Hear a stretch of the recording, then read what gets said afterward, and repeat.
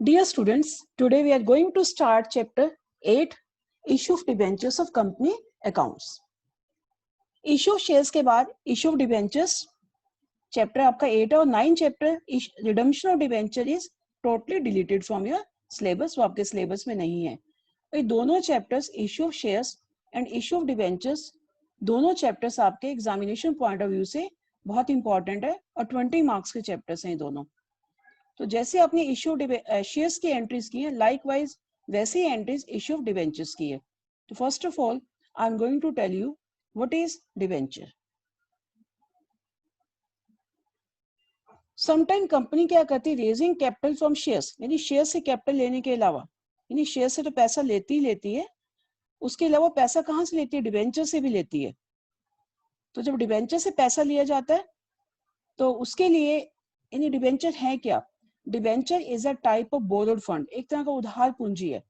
यानी share is a type of owners fund, यानी जो शेयर में पैसा लगाते हैं share holders, these are known as the owners of the company, उन्हें कंपनी के ओनर कहा जाता है। बट जो डिबेंचर्स में पैसा लगाते हैं they are known as the creditor of the company, वो कंपनी के क्रेडिटर्स कहलाते हैं।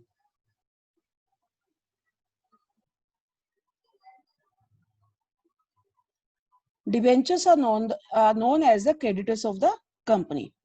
According to section 230 of the Companies Act 2013, debenture includes debenture stocks, bonds and any other securities of the company, whether constituting a charge on the assets of the company or note.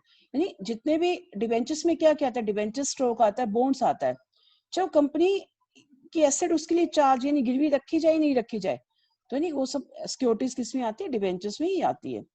तो debentures की features क्या है, ये debenture is issued by the company in the form of a certificate की form में issue किया जाता है, which is a written acknowledgement, written document होता है of debt taken by the company. वो इस बात का प्रूफ है कि कंपनी ने पब्लिक से डेट ले रखा है, यानी पैसा उधार ले रखा है।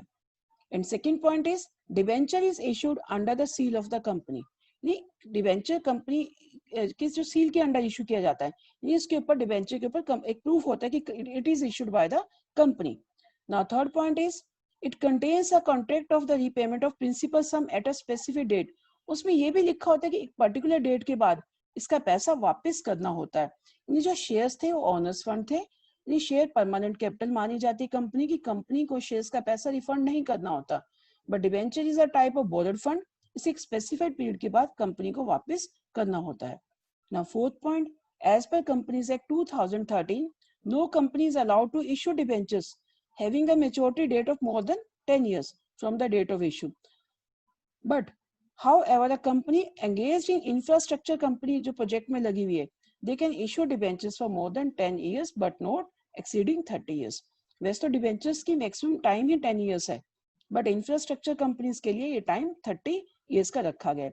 जो कंपनी डिबेंचर्स इशू करती है, डिबेंचर्स के साथ एक परसेंटेज लिखी होती है, जैसे 8% debentures, it means debentures carries fixed rate of interest, इसके ऊपर क्या दिया जाता है, कंपनी क्या देती है, fixed rate of interest.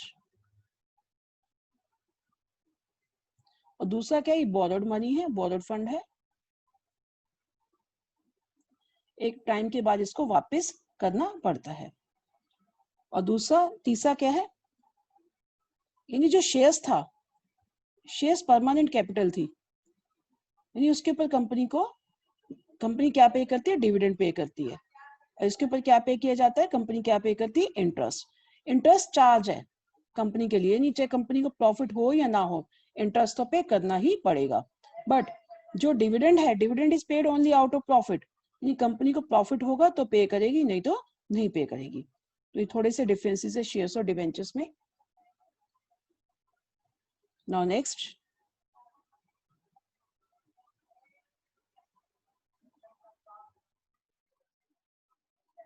now what is the difference between debentures and shares?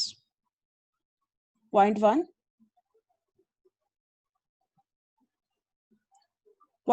is capital और लोन, यानी जो डिबेंचर्स की कैपिटल है, it is a part of loan of the company, से लोन माना जाता है। बट जो शेयर्स हैं जो, it is a part of capital, company की कैपिटल मानी जाती है। प्रेजेंटेशन यानी डिबेंचर्स के अमाउंट को कहाँ दिखाते हैं? On liability side under secured loan, यानी डिबेंचर्स को भी लाइबिलिटी साइड में दिखाया जाता है, लेकिन किस हेडिंग के अंडर डाला जाता है? सिक्योर्ड लोन के अंडर। और लाइकवाइज शेयर्स को भी कहाँ दिखाया जाता है? दिखाया तो लाइबिलिटी साइड में जाता है, but under heading share capital. Now third point, creditors और honour.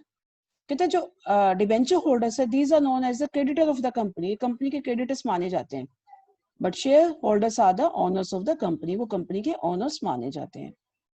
Participation in management, the debenture holders do not participate in the management of the company, इन्हें कोई मैनेजमेंट का राइट नहीं है, but shareholder can participate in the management of the company.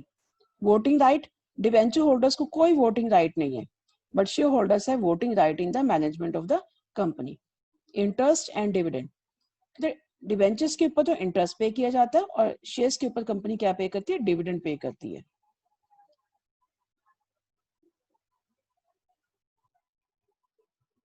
Now next point is expense और appropriation. तो debenture interest is charge, इसे charge माना जाता है, खर्चा माना जाता है, against the profit and low profit, ये जो डिबेंचर्स के ऊपर इंटरेस्ट पे करती है कंपनी, कंपनी उसे खर्चा मानती है, and deductible as expense to determine taxable profit of the company, यानी प्रॉफिट निकालने से पहले उस एक्सपेंस को माइनस किया जाता है। ये डिबेंचर्स का जो इंटरेस्ट है, it is a charge, charge माना जाता है, इसे प्रॉफिट में से पहले माइनस करके फिर गवर्नमेंट को टैक्स पे किया जाता है। बट जो शेयर्स का डिविडेंड है, इट इज एन एप्रोप्रिएशन, यानी शेयर होल्डर, यानी शेयर्स के ऊपर कंपनी टैक्स पे करती है, यानी कंपनी क्या करती है? शेयर्स के ऊपर टैक्स पे करती है, बट डिबेंचर्स के ऊपर कंपनी टैक्स पे, डिबेंचर्स के ऊपर जो इंटरेस्ट पे करती है उसके ऊपर कंपनी टैक्स पे नहीं करती, क्योंकि इंटरेस्ट एक खर्चा माना जाता है, एक्सपेंस माना जाता है, एक्सपेंस के ऊपर टैक्स पे नहीं किया जाता। लेकिन शेयर्स के ऊपर क्या देती है कंपनी? डिविडेंड, डिविडेंड एक इनकम मानी जाती है, तो डिविडेंड के ऊपर कंपनी टैक्स पे करती है, ये it is the income of the company, तो शेयर होल्डर कंपनी के ओनर होते हैं, और जो डिवेंचर डिविडेंड का जो प्रॉफिट है वो शेयर होल्डर का ही माना जाता है। Next is repayment. At maturity holders get back their money as per the terms and conditions of the redemption, ये डिवेंचर्स का पैसा कंपनी वापस कर देती है मेच्योरिटी डेट को, लेकिन equity holder can not gate back their money before the liquidation of the company, क्योंकि परमानेंट कैपिटल मानी जाती है, तो ये कंपनी के लाइफ टाइम में इक्विटी पैसा कंपनी कभी भी वापस नहीं करती, लेकिन तब वापस करती है लिक्विडेशन ऑफ द कंपनी के समय, यानी at the time of liquidation of company, जो कंपनी बंद हो जाती है, या लिक्विडेशन का मतलब है बंद होना कंपनी का। कन्वर्टेबिलिटी, यानी debentures can be convertible into shares, इसको शेयर्स में कन्वर्ट कर दिया जा सकता है, एंड अदर डिबेंचर्स में भी कन्वर्ट किया जा सकता है, but shares can not be converted into debentures, हम शेयर्स को कंपनी डिबेंचर्स में कन्वर्ट नहीं कर सकती। फोर फीचर, कहते हैं debentures can not be forfeited for non payment of calls money, shares में तो आपने किया ना कि शेयर्स एक अगर कोई भी शेयर होल्डर किसी भी कॉल का पैसा या अलॉटमेंट का पैसा नहीं देता, तो शेयर्स तो फॉरफिट हो सकते हैं, but debentures can never be forfeited, उसे कभी भी फॉरफिट नहीं किया जा सकता। Now types of debentures.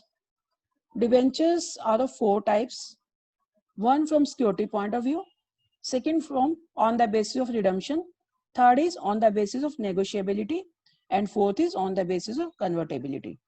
In debentures को सिक्योरिटी की बेस पे, ये आप +1 में पहले बिजनेस स्टडीज में पढ़ चुके हो, सारा डिबेंचर्स जो आपने +1 के बिजनेस स्टडीज में पढ़ा था, सेम वही थ्योरी है। सिक्योर्ड और मॉर्गेज डिबेंचर्स सिक्योरिटी की बेस पे, unsecured, secured as name shows, यानी कंपनी जिन डिबेंचर्स को इशू करने के लिए अपनी एसेट को सिक्योर्ड रखती है, गिरवी देती है, तो सिक्योर्ड डिबेंचर्स। अनसिक्योर्ड मींस जब कंपनी डिबेंचर्स जो है इशू करने के लिए कोई अपनी एसेट सिक्योर्ड नहीं रखती, तो these are known as unsecured debentures. And on the basis of redemption, redeemable and non redeemable, on the basis of negotiability, registered and bearer, and on the basis of convertibility, convertible and non convertible debentures. अब हम इनकी details पढ़ते हैं। Now next, from security point of view, one is secured and second is unsecured debentures. अब secured debentures कौन से है? Already I told you कि जिनके बदले में कंपनी अपनी एसेट को गिरवी रखती है, और अनसिक्योर्ड जिसके बदले में कंपनी अपनी एसेट की कोई भी सिक्योरिटी गिरवी पब्लिक के पास नहीं रखती। Now next, on the basis of redemption, as the name show, redemption means जिस पैसे को वापस किया जाता है, तो these are two types, redeemable debentures and non redeemable debentures.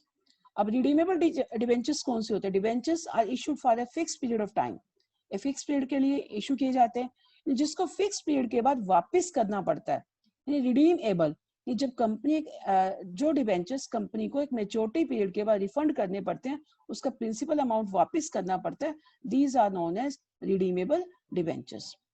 And non redeemable which are not redeemed in the life time of the company, कुछ ऐसे भी डिबेंचर्स होते हैं जो कंपनी लाइफ टाइम में रिडीम नहीं करती, तो these are known as non redeemable debentures. Now next is on the basis of negotiability, one is registered debentures. अब रजिस्टर्ड डिबेंचर्स क्या होते हैं? Debentures that are registered with the company, जो company के रजिस्टर में जिसका रिकॉर्ड रखा जाता है। An amount of such debentures is payable only to those debenture holders, जिसके नाम से लिखा हुआ है, रजिस्टर में जिसका नाम लिखा हुआ है, जिसको डिबेंचर इशू किए हैं, उसी को ये पैसा वापस किया जाएगा। Whose name appears in the register of the company, जिसके नाम से कंपनी ने डिबेंचर्स इशू किए हुए हैं, उसका नाम अगर कंपनी ने अपने रजिस्टर में लिखा हुआ है तो उसे बोलते हैं रजिस्टर्ड डिबेंचर्स, और उसी को वो पैसा वापस किया जाएगा। बेयरर डिबेंचर्स, इसमें नेम नहीं लिखा जाता, किसी का भी कोई रिकॉर्ड नहीं है रजिस्टर में, जिसके हाथ में होंगे उसको मिल जाएगा, जिसके पास डिबेंचर्स है पैसा उसी को वापस मिल जाएगा। Such debentures are transferable merely by delivery, जैसे मेरे पास डिबेंचर्स है, मैंने कंपनी के डिबेंचर खरीदे, मैंने तुम्हें दे दिए, तो अगर तुम्हारे हाथ में डिबेंचर्स है तो पैसा तुम्हें ही वापस मिलेगा। Holder of these debentures is entitled to get the interest and principal amount, principal amount भी तुम्हें ही मिलेगा, जिसके पास है होल्डर को मिलेगा, और इंटरेस्ट का अमाउंट भी उसे ही मिलेगा। Now next is convertible debentures and non-convertible debentures. As name shows, the debentures which can be converted into shares after a fixed period of time. पहले से डिसाइड होता है, प्री डिसाइडेड पीरियड, जो भी टाइम डिसाइड होता है उसके बाद जो डिबेंचर्स ऑटोमेटिकली शेयर्स में कन्वर्ट हो जाते हैं, these are known as convertible debentures. And non-convertible, these debentures cannot be converted into shares of the company. इसको कंपनी के शेयर्स में कन्वर्ट नहीं किया जाता, these are known as non-convertible debentures.